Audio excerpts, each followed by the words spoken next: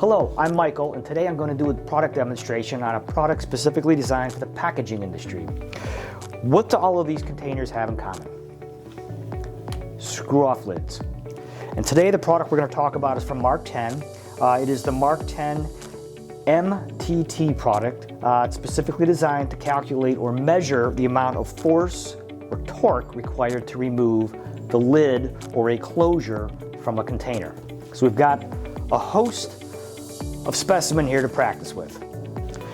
So with this group internally, we've had a discussion, a debate, which lid is the most difficult lid to remove.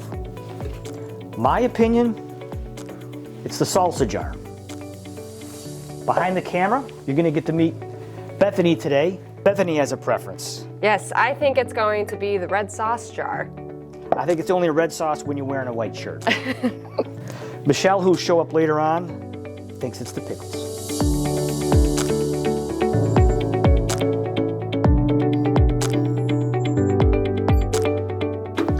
So I want to get started on the MTT product. It's super easy to operate. The instruction manual's in the box. It's probably not needed. So let me show you a couple functions within the software. There's 5 buttons. There's an on-off button and then 4 buttons to rotate through the menus. So the demonstration on this unit is a Mark-10 MTT 01-100. It has a range up to 100 pound-foot-inches for torque. It also has conversions here. You can do ounces per inch and newtons per centimeter. To turn it on, push the on button in the middle.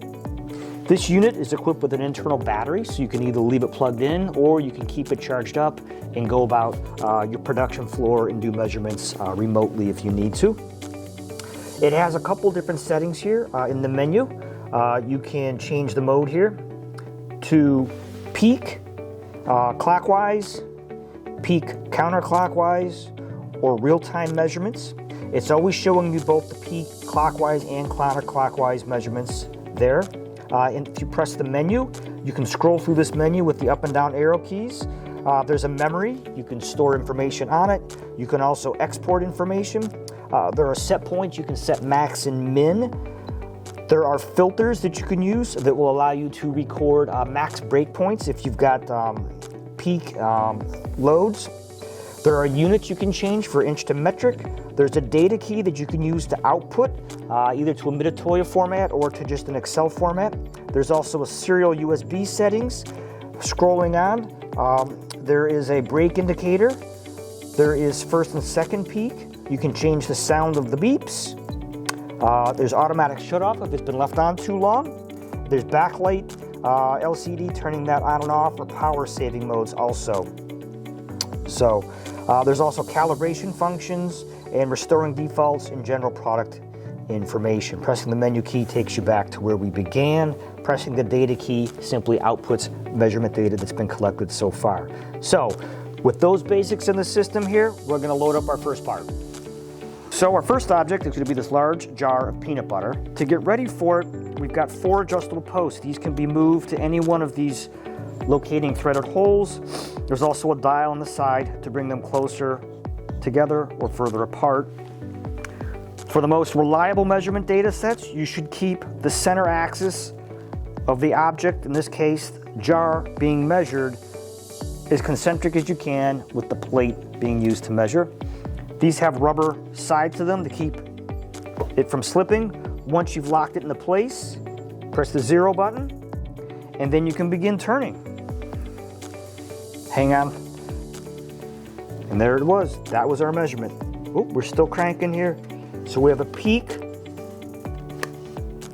of 10.25 pounds foot-inches to remove that jar.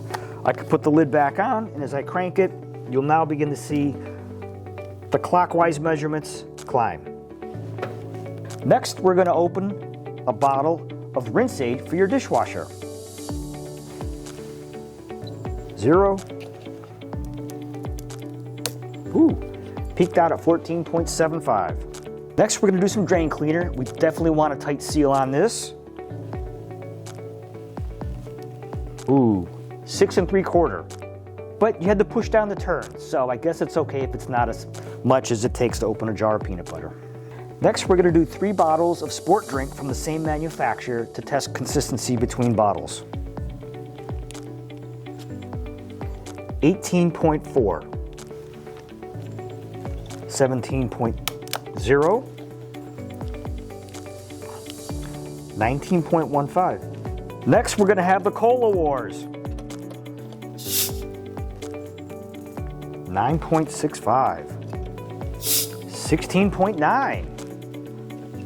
European water, 13.5. Wine we use for cooking, 7.45. Iced coffee drink, 14.0. Glass bottle of soda water. Ooh, that was 18. Glass jar of hot sauce, 2.75. Nutritional supplements, 18.8.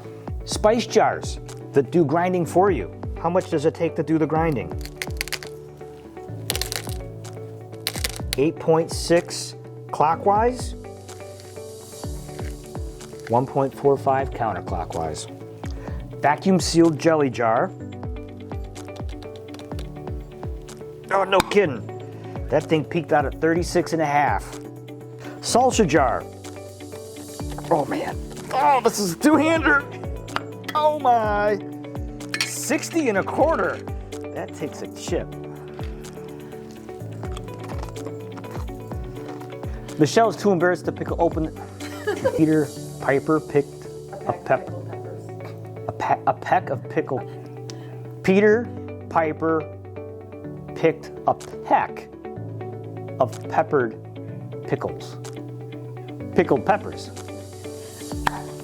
25. And now here comes my sauce jar. Oh no. I have slippery hands. It's gonna go. No, you can't hang on to it here. You gotta just turn it. No, you can't do that. No, you can't hang on to that. I can't hang on to it. You might win. You're at 42 already.